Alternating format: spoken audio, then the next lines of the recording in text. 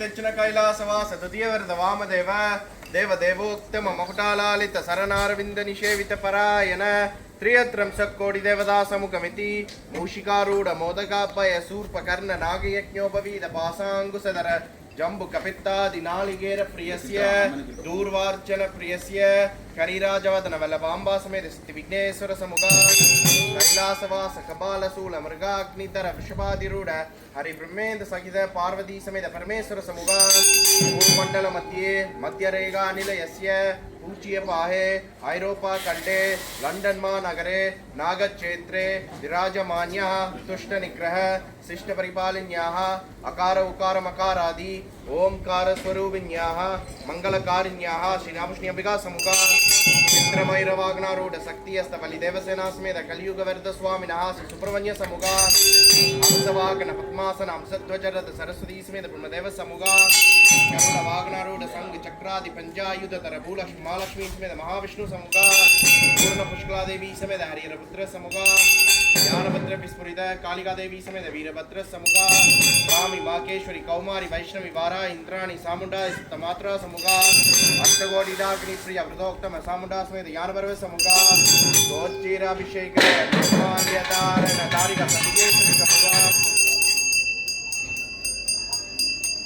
भजने पाड़ूंगा या तो बिरूंगा मंच तनिया थोड़ी चंद वांगो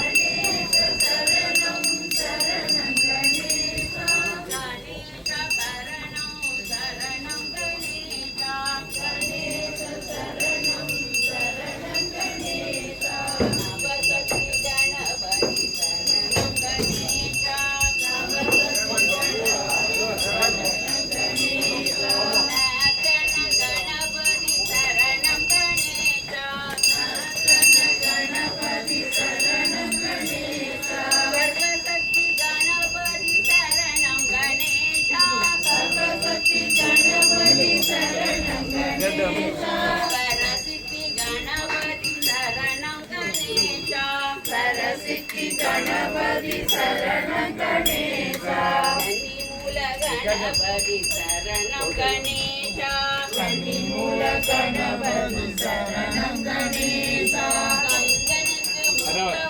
शरणं गणेशा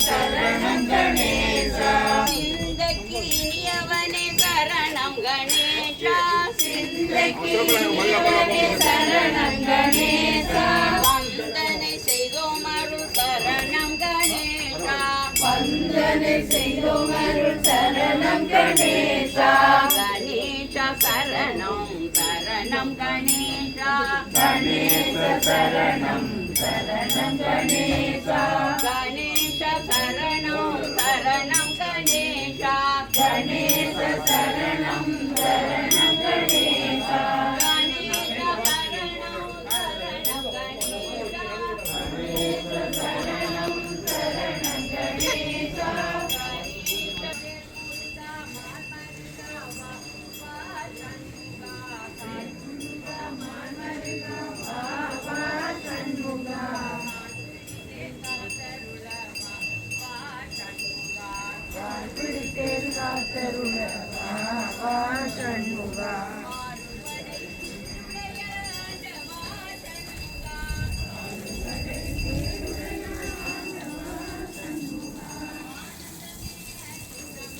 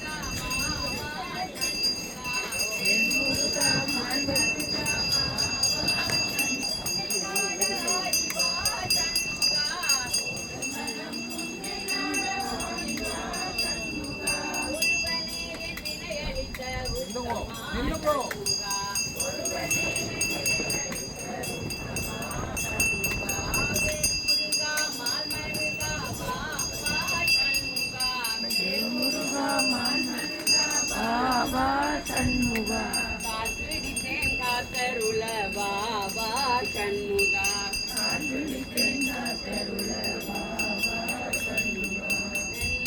ஆனந்தமே காந்தா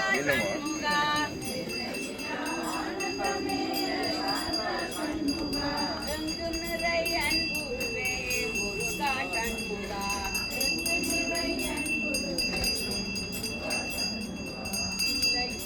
ஆனந்த விபாலகா கண்ட நீங்கள் இல்லை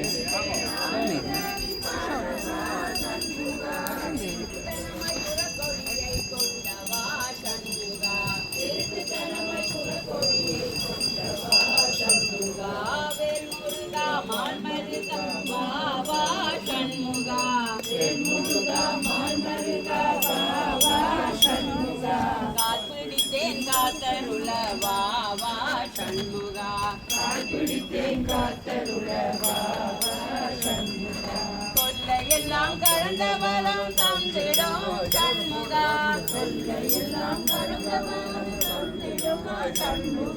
தோத்தரித்தோம் மங்கள் முனே வந்திராய் சண்முகா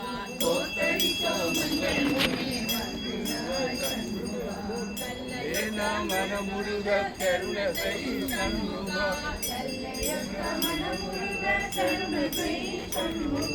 கல்லணத்திலம் பொலிக்க ஓடிவா சண்முகா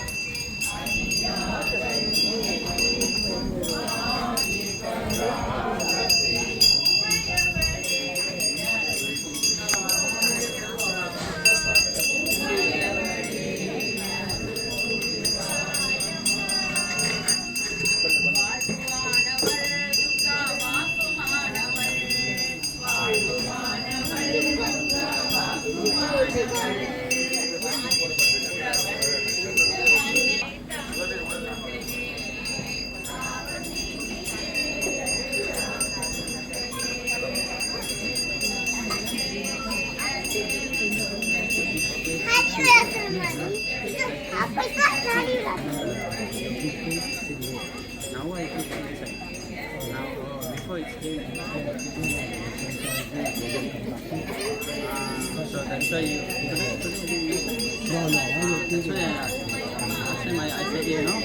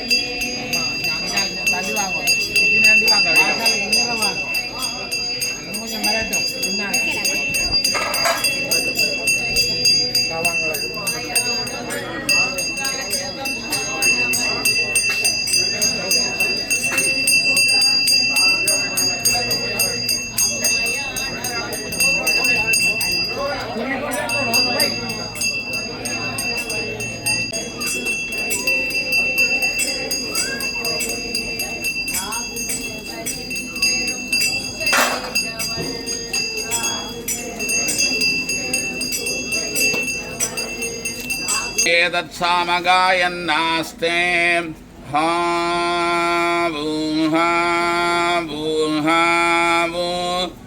अहमन्नमहमन्नम् अहमन्नम् अहमन्नादोऽहमन्नादः अगग् श्लोककृत् अगग् श्लोककृत् अहमस्मि प्रथमजारुदास्य पूर्वं देवेभ्यो अमृतस्य नाभायि यो मा ददाति सैदेव मावाह अहमन्नमन्नमदन्तमात्मि अहं विश्वं भुवनभवपिभवां स्वर्णज्योतिः जयेवं वेद इत्युपनिषद् लण्डन् महानगरे उत्तरदिक्पाहे एन्फील्ड महानगरे नागक्षेत्रे विराजमानि श्री नागभूषणम्बिका ध्वजारोहणादि तीर्थान्त कल्याण महोत्सव द्वादशन प्रातःकाले वीधि प्रदक्षिणाकाले यागसनार्थं वेदोक्त लाजपुष्पाञ्जलिं समर्पयामि।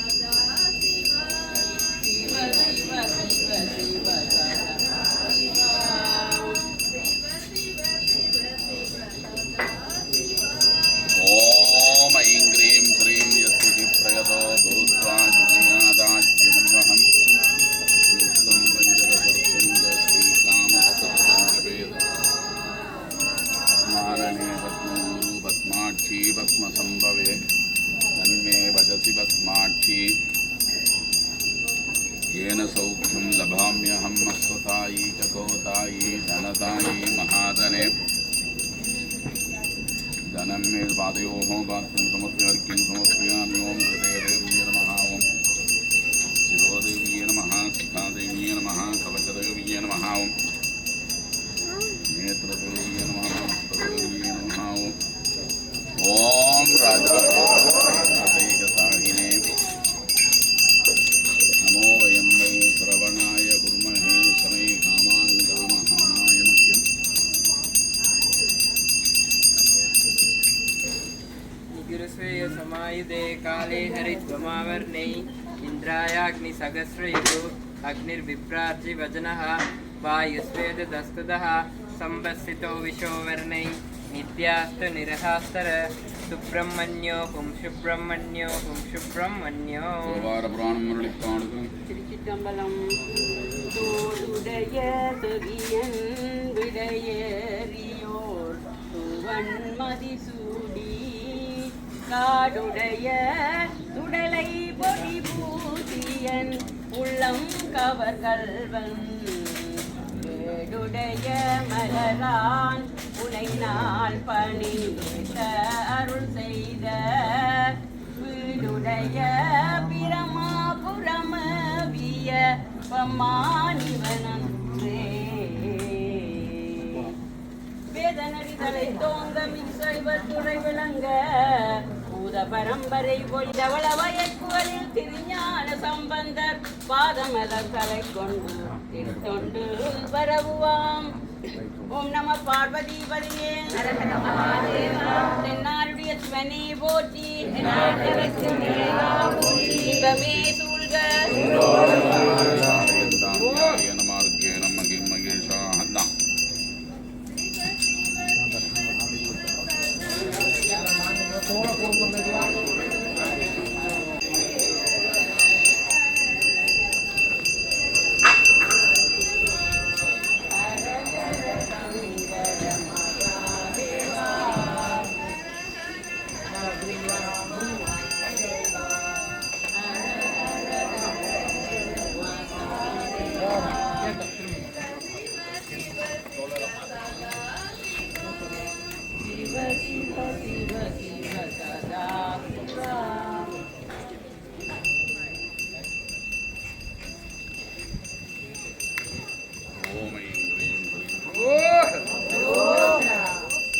गणाम्बिकाय विद्महे महातपाय धीमहि तन्नो गौरी प्रचोदयात् वारपुराणं मुरळिपाडुगम् திருச்சிற்றம்பலம் காதலாகி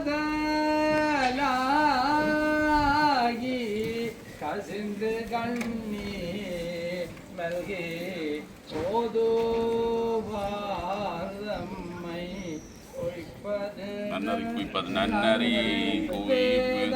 நான்கிலும் மெய்ப்பொருளாவது நாதல் நாமம் நமச்சிவாயவே வேதறிதழைத்தோங்க மிகு சைவத்துறை விளங்க பூத பரம்பரை பொலிய புனிதவாய் மலர்ந்தழுத சீத வளமையால் புகழ் எதிரியார சம்பந்த பாதமலு தலை கொண்டு திருத்தொண்டு வரவாந்து पर्यन्तं न्यायेन मार्गेण महीमगेशागो भूतरेभ्यो शुभं भवतु नित्यं दोहा समस्तासिनो भवन्तु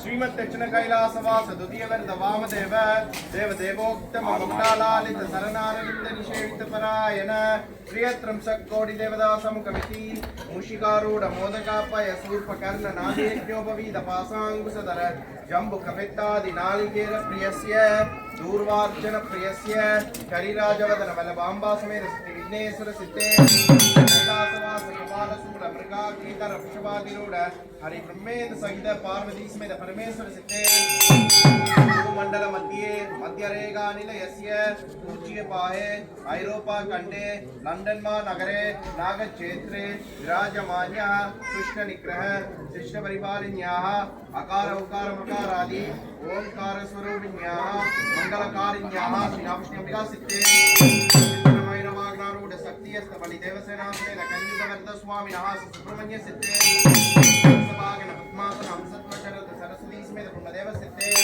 गरुड़ वागनारूढ़ संघ चक्रादि पंचायुध तर भूलक्ष्मी महालक्ष्मी समेत महाविष्णु सिद्धे पूर्ण पुष्पा देवी समेत हरिहरपुत्र सिद्धे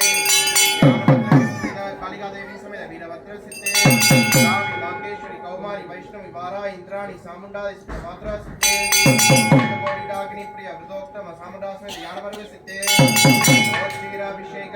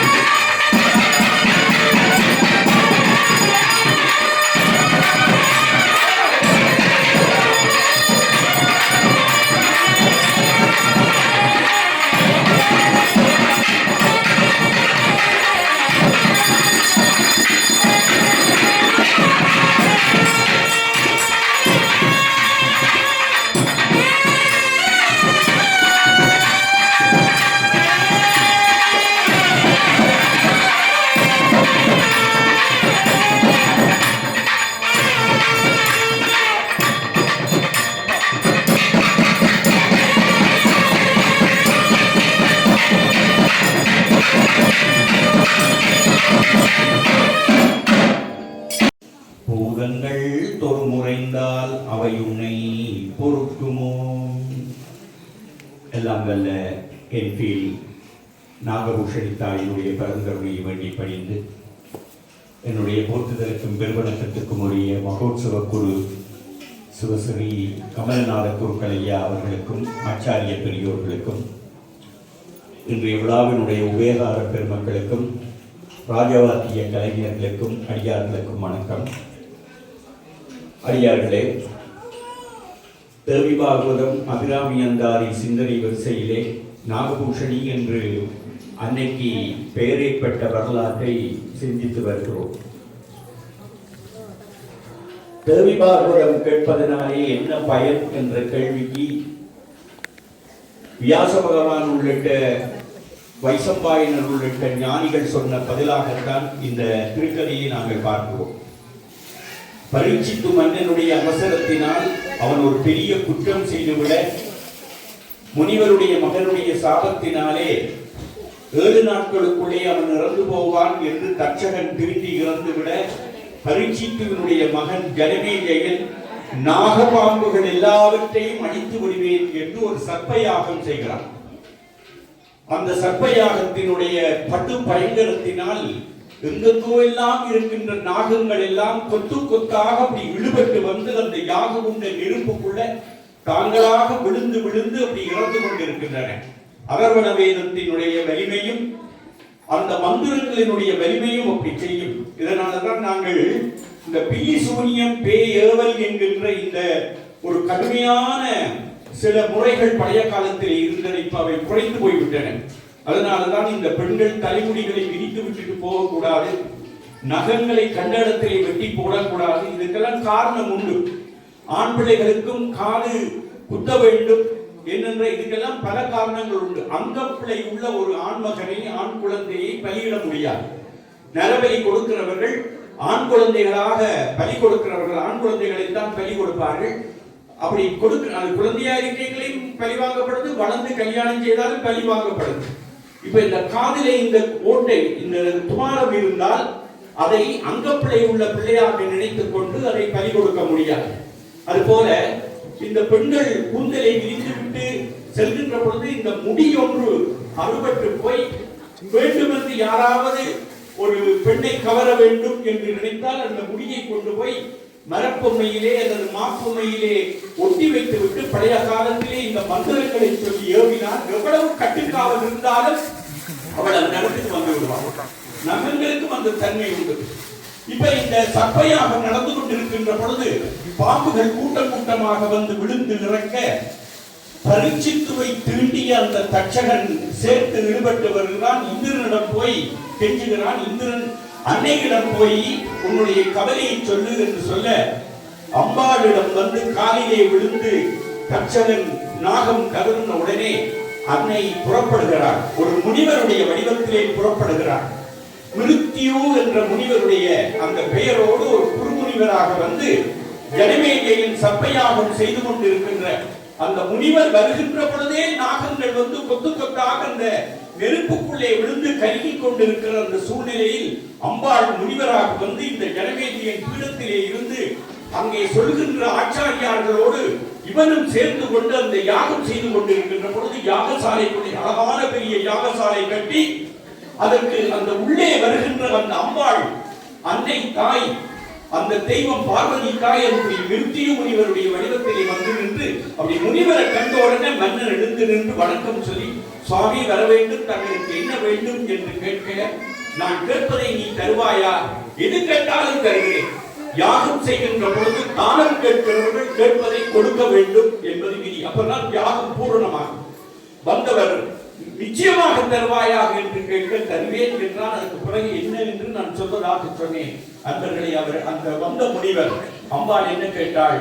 நீ யாகம் நடைபெறுகின்ற பொழுது கேட்ட தானத்தை தருவேன் என்று சொன்னாயே, இப்ப நீ செய்ய வேண்டியது இந்த யாகத்தை நிறுத்து, அதுதான் எனக்கு தர வேண்டிய தானம் என்றார். ஜனமேஜயன் திகைத்து போனார். நான் இந்த என் தந்தையை கொன்ற அவ்வளவு நாகங்களையும் இன்னும் தட்சகனே ஈடுபட்டு வரவில்லை, என் தந்தையை திரும்பிய அந்த கொடிய நாகமே இன்னும் வரவில்லை. அப்படி இருக்கின்ற பொழுது யாகத்தை நிறுத்து என்று வந்திருக்கிற முனிவர் தானம் கேட்கிறாரே, வேறு வழி இல்லை.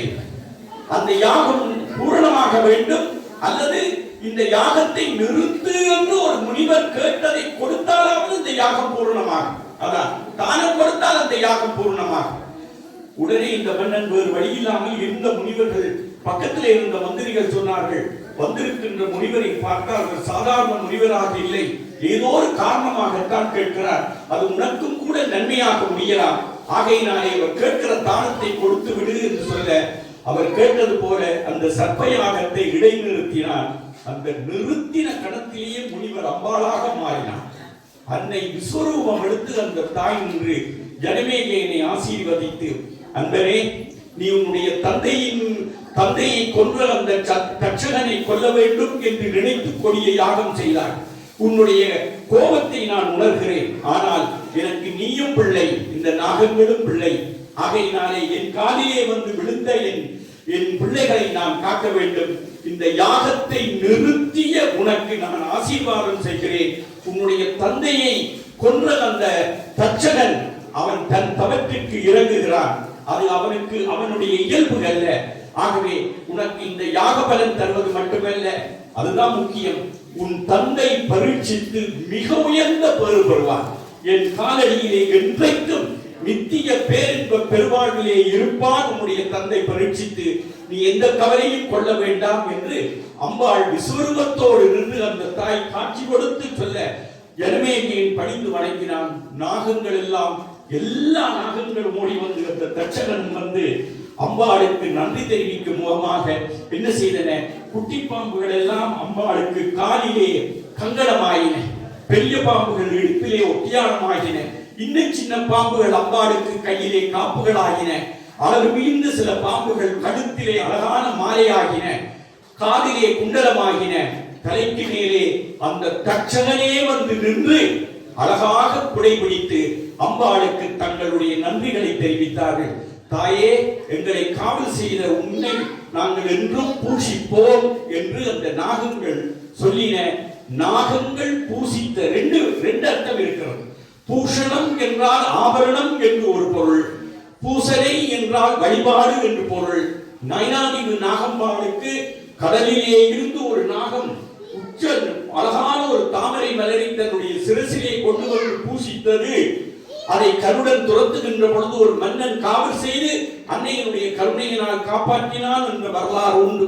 அப்ப பூசித்தல் என்றால் வழிபடுதல் என்று பொருள். பூஷணம் என்று வடமொழியிலே அதை சேர்த்து பார்த்தால் ஆபரணம் என்று பொருள். இலங்கையில் ஒரு பெரிய விருது கொடுப்பார்கள், உங்களுக்கு தெரியும், கலையிலே வல்லவர்களுக்கு கலாபூஷணம் என்று ஒரு விருது கொடுப்பார்கள். அதுக்கு என்ன பொருள் என்றால் கலையையே ஆபரணமாக அவர்கள் அணிந்தவர்கள் என்பதுதான் அதற்கு பொருள். இந்த அம்பாளுக்கு காப்பாக, ஒட்டியானமாக, குடையாக, அழகாக இந்த ஆபரணங்களாக நாகபாம்புகள் ஆகியதனாலே அம்பாளுக்கு நாகபூஷணி என்ற பெயர், நாகங்கள் பூசித்ததனாலே நாகபூஷணி என்ற பெயரும் அம்பாளுக்கு ஏற்பட்டது. அந்த நேரத்திலே அந்த நாகங்களை பார்த்து அம்பாள் சொல்கிறாள், இது நடந்த நாள் ஆடி மாதத்து சதுர்த்தி திதி. அதனால்தான் அன்னை சொல்கிறாள், இந்த நாளிலே என்னை வழிபட்டவர்களுக்கு நாகங்களினால் எந்த ஆபத்தும் ஏற்படப்படாது. நாகதோஷம் உள்ளவர்கள், நாக குற்றம் உள்ளவர்கள், நாகதோஷம், இப்ப நாங்கள் நாகபாம்பு அடிச்சிருக்க மாட்டோம், அல்லது எங்களுடைய முன்னோர்கள் யாராவது வீட்டுக்கு வந்த நாகபாம்பை அடித்திருந்தால், அதற்கு துன்பம் செய்திருந்தால் அது சாபம் போடும் என்பார்கள். இப்ப நான் இருக்கிற ஓமந்தேல நித்தமும் நாகபாம்பு. இப்ப சில ஜனங்களுக்கு முன்னால வீட்டுக்குள்ளேயே வந்துட்டு, அதுக்கு என்ற மனுஷி சொல்லும், அம்மாச்சி போ, அம்மாச்சி போ, அடிக்கப்படா, அம்மாச்சி போ, அம்மாளாச்சி போ, உன்னட்ட வரணும், அம்மாளாச்சி போ என்றால் அது தானா பெரிய நாகம். நீங்க நினைச்சு கூட பார்க்க முடியாத அளவில் தெரியும் எங்கட வளவுக்குள்ள வீட்டுக்குள்ள வரும். ஆனா கண்டமான அது போயிடும். யாரையும் அந்த எல்லையில நாகம் தீண்டியதாக இல்லை. அந்த நாக அம்பாளை நினைத்துக் கொண்டு அன்றைக்கு ஆடி மாதத்து சதுர்த்தி திதி நாக சதுர்த்தி என்று அம்பாள் அறிவிக்கிறாள். என் பக்தர்களை, என்னை வழிபடுகிறவர்களை நாகங்கள் நீங்கள் என்றைக்கும் தீண்டப்படாது என்பது மட்டுமல்ல, எந்த விஷப்பூச்சிகளும் அம்பாளை வழிபடுகின்ற அடியவர்களுக்கு தீங்கு செய்யாது என்ற தன்மையையும் அன்றைக்கு அன்னை அறிவித்தாள்.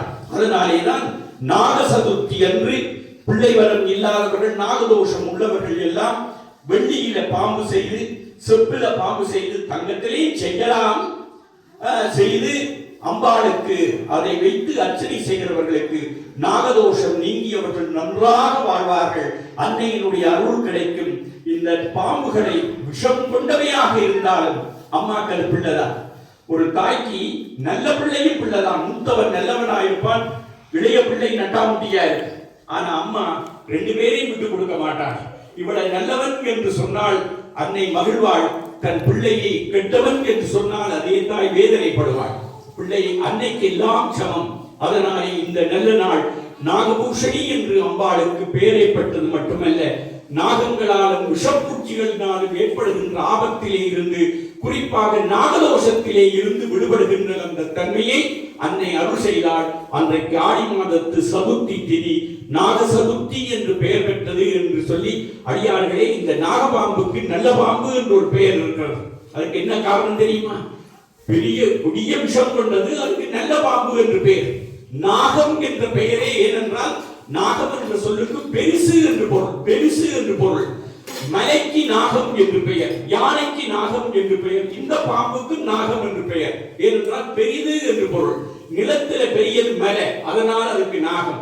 மிருகங்கள்ல பெருசு யானை, அதனால அதுக்கு நாகம் என்று பெயர். பாம்புகள்ல பெருசு இது, அதனால இதுக்கு நாகம் என்று பெயர். ஆனா நல்ல பாம்பு என்று பெயர் வந்ததுக்கு காரணம், மிச்ச பாம்பெல்லாம் நீங்க மிதிச்சா கரை முடிஞ்சு, மிச்ச பாம்பெல்லாம் கிட்ட நின்றாலும் உங்களை தேடி கிடைக்கும். ஆனா நாகபாம்பு பக்கத்துல படுத்திருந்தா, எங்களுக்கு நல்ல அனுபவம். அப்படியே அங்க எங்கேயாவது கிட்ட இருக்கண்டா, இப்ப நான் கிட்ட போறேன்னா அந்த பாம்பு என்ன செய்யும்? சடார்னு இந்த மூக்குக்கு வேலை கொடுக்கும். எப்படி வேலை கொடுக்கும்? உடம்ப சிலிர்க்கும் நாகம். அந்த தேகத்தில் இருந்து ஒரு உளுந்து வாசனை வரும். உளுந்து வாசனை உளுந்தே இல்லாத இடத்துல அப்படி வீசும். அந்த தேகத்தை சிலிர்த்த உடனே அதுல இருந்து ஒரு திரவம் வெளிப்பட்டு காத்துல வரும். உளுந்து வாசனை வரும். ஓஹோ, உளுந்து வாசனையை கண்ட உடனேயே தெரியும், ஓ பெரியவர் படுத்திருக்கிறான், இதுக்குள்ள போக வேண்டாம் என்று போகும். முதல் மூக்குக்கு வேலை கொடுக்கும். இவனுக்கு மூக்கு வேலை செய்யலே என்று வைப்போம். இன்னும் கொஞ்சம் கிட்ட போறான். கிட்ட போனோம்னா அது என்ன செய்யும்? காலுக்கு வேலை கொடுக்கும். சீரும். அந்த சீர்ற சத்தம் கேட்டாவது விலகும். அதுவும் கேட்கல, கிட்ட போறான். இவனுக்கு மூக்கும் வேலை செய்யல, காலும் வேலை செய்யல, இன்னும் கிட்ட போறான்னு வைப்போம். அது உடனே என்ன செய்யும்? கண்ணுக்கு வேலை கொடுக்கும். அப்படியே படம் எடுத்து எப்படியா இப்படித்தான் ஆடும். இப்படி வாண்டு கூப்பிடாது, இப்படி ஆடும். வராதே வராதே என்று ஆடும். அதையும் மீறி ஒருத்தன் போனா அந்த பாம்பு நினைக்கிறான், இவனுக்கு மூக்கும் வேலை செய்யல, காதும் வேலை செய்யல, கண்ணும் வேலை செய்யல, இனி இவன் இருந்து என்னன்னு ஒரே போடா போடுது. அதனால எச்சரித்து விட்டு திருடுவதனாலே அதற்கு நல்ல பாம்பு என்று ஒரு பெயர். ஆனால் மந்திரத்திற்கு கட்டுப்படும் தெய்வீக ஆற்றல் கொண்டது. அம்பிகையை வழிபடுகிறவர்களுக்கு நாகதோஷம் இல்லை. அம்பிகையை வழிபடுகிறவர்கள் எந்த பயந்த தனிவழியிலே எங்கேயும் போக முடியும். இது இந்த விஷம் மட்டுமல்ல, கொடிய எந்த விஷம் தப்பி தவறி நாங்கள் விஷத்தை அருந்திவிட்டால் கூட அம்பாளை நினைத்துக் கொண்டு உரிய முறையிலே வழிபாடு செய்கிறவர்களுக்கு அந்த விஷத்தினுடைய தீமை குறைவு என்று சொல்லி பொறுமையோடு உரை கேட்க உங்கள் அனைவருக்கும் அன்னையினுடைய அருள் கிடைக்க பிரார்த்தித்து, நாளைய தினம் அபிராமி அந்தாதியிலே 2 பாடல்களை சிந்திப்போம் என்று சொல்லி நிறைவு செய்கிறேன். நன்றி, வணக்கம்.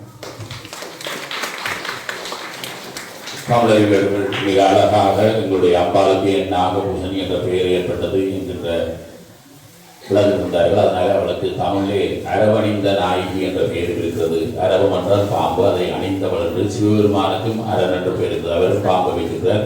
பிள்ளையாரும் வயிற்றுல பாம்பு வச்சிருக்கிறார். முருகன் காலத்தில் வச்சிருக்கிறார். இப்படி எல்லா தெய்வங்களுக்கும் பாம்பு மிக முக்கியமானது, நம்முடைய வாழ்விலே முக்கியமானது. தமிழறிவியர்கள் சொல்லுகின்ற பொழுது நைனாதிவு கதையை சொன்னார்கள். எங்களுடைய 7 பரம்பரைக்கு முன் அந்த கதை நடந்தது. அவர் தான் பார்த்தா, அவருடைய பரம்பரை தான் நாங்கள். அவர் தான் அந்த இரவில் பூவை கழிச்சிட்டு போய் விடிய வந்து பார்த்தா பூ இருக்கிறது என்று பார்த்து தான் பாம்பு பூ வைத்த வரலாற்றை அறிந்த உண்மை. ஆகவே அது நடந்த உண்மை. நீங்கள் நைனாதிவு தான் தெரியும், தேரில் அந்த படம் இருக்கிறது. ஆகவே இந்த தகவலோடு அம்பிகையினுடைய திருவரோடு எல்லோரும் நல்லபடி வாழணும்னு பிரார்த்தனை செய்து கொண்டு, அவர்கள் சொன்னது போல நாகதோஷம் என்பது லண்டனில் நீங்கள் பாம்பு அடிக்க மாட்டீங்க, ஆனால் எங்களுடைய மூதாதையில் ஒருத்தர் அடிச்சிருந்தால் அது எங்களை தாக்கும். 1. 2வது, ஜாதகத்திலே பிழை இருந்தாலும் ராகு கேதுடைய பார்வைகள் பிழையாக இருந்தாலும் அதனால்தான் குழந்தை பேறு பிந்துவது அல்லது திருமணங்கள் பிந்துவது அல்லது டிவோர்ஸ். இது நீங்க நினைக்கலாம் எங்களுக்கு மாத்திரம் இல்லை, இது ஆங்கிலேயருக்கும் பொருத்தும் அமெரிக்கனுக்கும் பொருத்தும் ஆப்பிரிக்கா. அதை டீப்பா போய் பார்த்தா தெரியும் என்ன பிரச்சனை பார்த்தா நாகுசிம்பாலம் இங்கே சரணடைங்கள் அவள் எல்லாத்தையும் நீக்கி இங்கே நடந்த உண்மை தமிழர்கள் சிலவர் தெரியாமல் இருக்கலாம். 100 பேர் சார்ந்து செய்து அதை 99 பேர் குழந்தை இருக்கிறது 20 வருடங்களுக்கு பிறகு. அதுக்கு காரணம் நாகசோதம் செய்து அந்த பலன் பெற்றவர்கள் பலர். திருமணம் ஆகாதவரும் அடுத்த மாதம் திருமையா திருமணம். அதனால நீங்கள் சொல்வார்கள் வழிபாடு ஆற்றுங்கள் உங்கள் கையில் நாளை பாறை ஊட்டுங்கள் என்று சொல்வது காரணம் அதுதான் இந்த 25வது ஆண்டில் தான் மிக தெளிவான விளக்கம் உங்களுக்கு தெரிந்திருக்கிறது. ஆகவே இந்த நல்ல தெளிவோடு நஞ்சமுள்ள அரவணிந்த நாயகி என்று ஒரு பாடல் இருக்கிறது. சாயகி நச்சுவாயகி என்று அபிராம பக்தர் சொல்லியிருந்தார்கள். நச்சுவாயகி தான் இருப்பாள். யாருக்கு கிட்ட வராட்டி கும்பிடாட்டி அவன் நச்சுவாயகி தான். சில வேளை நாம் தவறு செய்தாலும் அதை சரியான நேரத்திலே சுட்டி காட்டுகின்ற தன்மை எங்களுடைய அம்பாளுக்கு இருக்கிறது. நீங்கள் கதைச்சு பாருங்க. நான் இந்த கிழமை பவுன் வரையில்லைன்னா சொல்லுவேன், என்ன இந்த ஒரு நகையை காணையில்லைன்னா ஒரு நகை வேறு. அப்படி இந்த தெய்வமாக இருந்த அன்னையுடைய அருளினால்தான் இவ்வளவு பெரிய கோயிலும் இவ்வளவு பக்தர்களும். ஆகவே இன்றைய விழாவுடன் சார்பாக சிவதொண்டமும் சார்பாக ஒரு மதிய உணவுகளுமாறு கேட்டுக்கொண்டு தமிழர்களுக்கு நன்றி பாராட்டி அபிராமந்தாதியை பேச வருகிறார். ஒரு பாடலே 10 நாள் வேணும். ஆகவே அவர்கள் நேர காலம் அறிந்து அந்த தெளிவுரையை நாளைய தினம் வழங்குகின்றார்கள். அம்பிகளுடைய திருவள்ளோடு நல்லபடி வாழ பிரார்த்தனை செய்து ஞாயிற்றுக்கிழமை தேர்தல்